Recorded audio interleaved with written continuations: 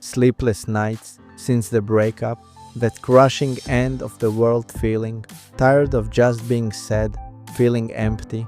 Are you ready to finally move on and reclaim your joy?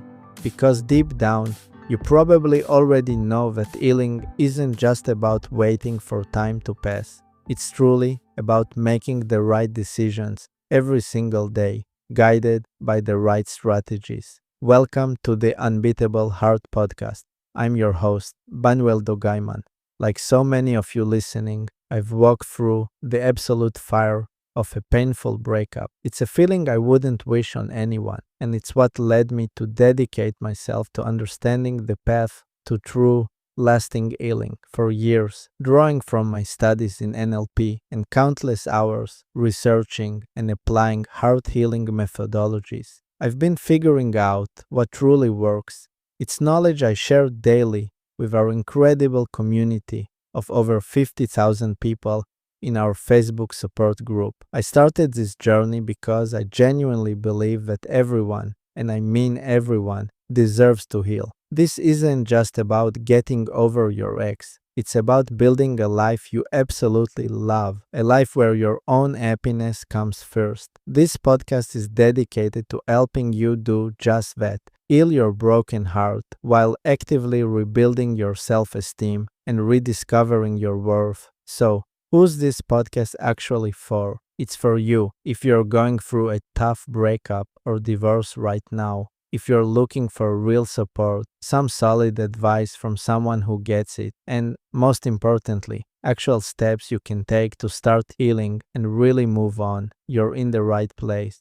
Today we are talking about the single biggest challenge that most people face after a breakup: how to stop thinking about your ex. If you're experiencing these obsessive thoughts and mental reruns, you've probably already received the same well-meaning but frustrating advice from everyone. Just distract yourself, they say. Just keep busy, go out with friends, get a new hobby, download a dating app.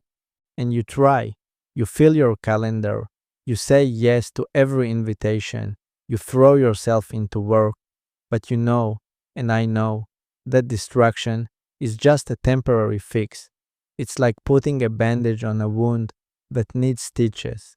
The thoughts are still there, waiting for you. They wait for the moment the party is over and you're alone in your car. They wait for the moment your head hits the pillow at night. In those quiet moments, they come rushing back in, sometimes even stronger than before, and you're left feeling exhausted and defeated. Today, we're not going to talk about bandages. We are going to talk about how to actually start healing the wound. We're going to talk about 3 powerful strategies that go deeper than just distraction to help you rewire the mental habit of thinking about them at its root. I know this struggle intimately because I lived it. I remember a period after my breakup where my main goal was to outrun my own thoughts. I treated my life like a checklist of distractions. I filled every weekend with social plans. I put on a podcast the second I woke up so I wouldn't have to be alone with my own mind. I was playing a constant game of mental whack-a-mole. A memory of my ex would pop up and I'd frantically push it down by checking my phone. A what-if thought would surface and I'd immediately call a friend to talk about anything else. I was so busy pushing the thoughts down that I never realized I wasn't actually getting rid of them.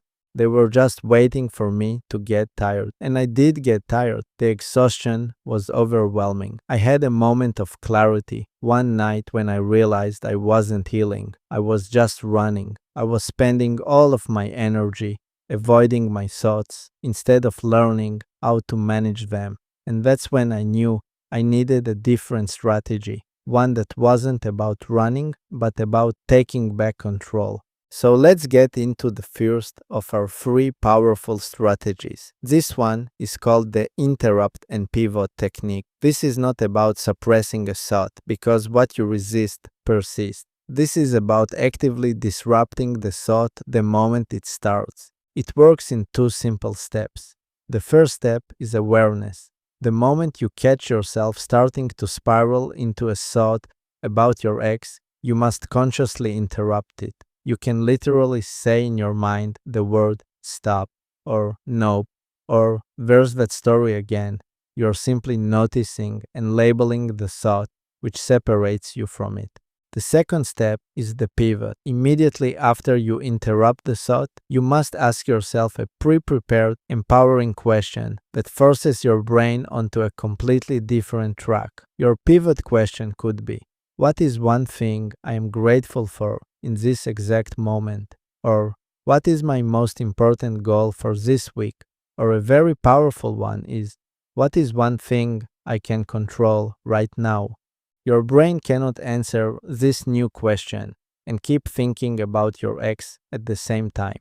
This technique breaks the old, worn out neural pathway of the obsessive thought and begins to build a new, more powerful one. You are teaching your brain a new habit. Now, this isn't a magic trick. The first few times you try this, it might feel clunky, or you might forget to do it altogether. That's okay. Think of it like building a muscle at the gym. The first workout is always the hardest, but every time you successfully interrupt and pivot, you're doing one more repetition. You're making that new neural pathway a little bit stronger. It takes time and consistent practice, but it works. The second strategy sounds a little strange at first, but it is incredibly effective at putting you back in the driver's seat. It's called the thought containment schedule. Instead of letting thoughts of your ex interrupt you whenever they please, all day long, you take control by giving them a specific, limited appointment.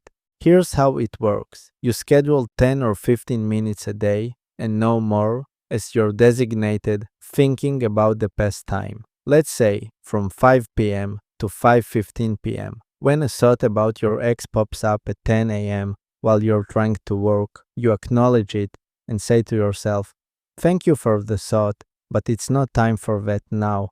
I will give this my full attention at my 5 p.m. appointment." You must honor the appointment.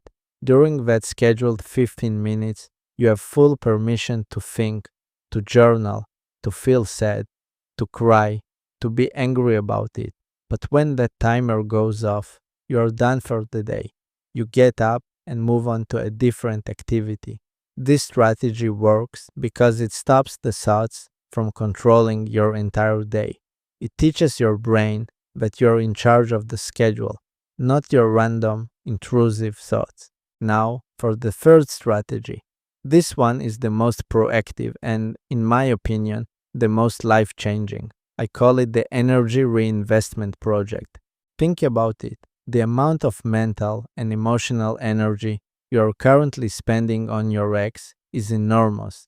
It's like you have a high-powered energy source and it's all being funneled into a project that is finished and closed. This strategy is about consciously taking that energy stream and pointing it at something new, something for you.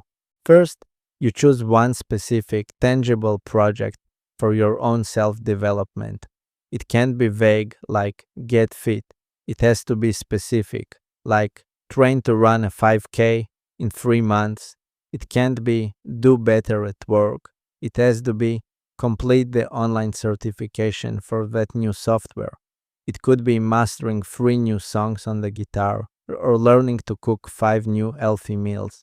Once you have your specific project, you make a new rule for yourself. Every time you feel the powerful urge to ruminate about the past or check your social media, you must immediately take one small, physical action toward your project instead. If you feel the urge to check their Instagram, you open the app for your 5K training program instead. If you start thinking, what if, you stand up, walk to your guitar, and practice one chord for 60 seconds. This strategy is so powerful because it doesn't just stop a negative habit. It uses the energy from that bad habit to build a positive one. It creates new purpose and tangible results, which is the ultimate way to rebuild your self-esteem and create a new future that is far more exciting than your past. You might be thinking, isn't this just another form of distraction? It's a fair question, but the difference is profound. Distraction is about avoidance. It's about running away from a negative thought. Reinvestment is about creation. It's about running towards a positive goal. Distraction is temporary and passive. Reinvestment is permanent and active. It takes the very energy of your pain and transforms it into fuel for your own growth. You're not just avoiding the past, you're actively building your future. So, your task for this week is not to master all three strategies perfectly. It's simply about practicing awareness and intention. I want you to choose just one of the three strategies, the one that feels most manageable to you right now. Maybe you'll just practice the interrupt and pivot technique, or perhaps you'll schedule your thought containment time for just the next 3 days. Pick one and commit to trying it. Just one small attempt to redirect your thoughts is a huge win. Remember, your mind is like a garden. For a long time, all of its water and sunlight have been directed at a plant that is no longer in your garden. These strategies are about consciously redirecting that precious energy, that water and sunlight, to grow your own new plants, flowers, and trees. Be patient and compassionate with yourself. You're unlearning a powerful mental habit, and that takes time. Every time you successfully redirect a thought, you're strengthening your own mind. You're not a passive audience to your thoughts. You're the director of your mind. It's time to change the movie. So, we reach to the end of another episode. As you already know, healing is a journey, and it's so much more powerful when we walk it together. If you're looking for a private, supportive space to connect with others who truly get what you're going through, to share your wins and your struggles, and to get ongoing encouragement from a community that genuinely cares, then I'd love for you to join our incredible Facebook group. You can find the direct link to join us right there in the episode description of this podcast. Just tap on that and you're in. And of course, if you haven't already, please hit that subscribe button so you don't miss out on our upcoming episodes. Remember, you are so much stronger than you think, and your brightest days are ahead. Until next time, keep healing, keep growing,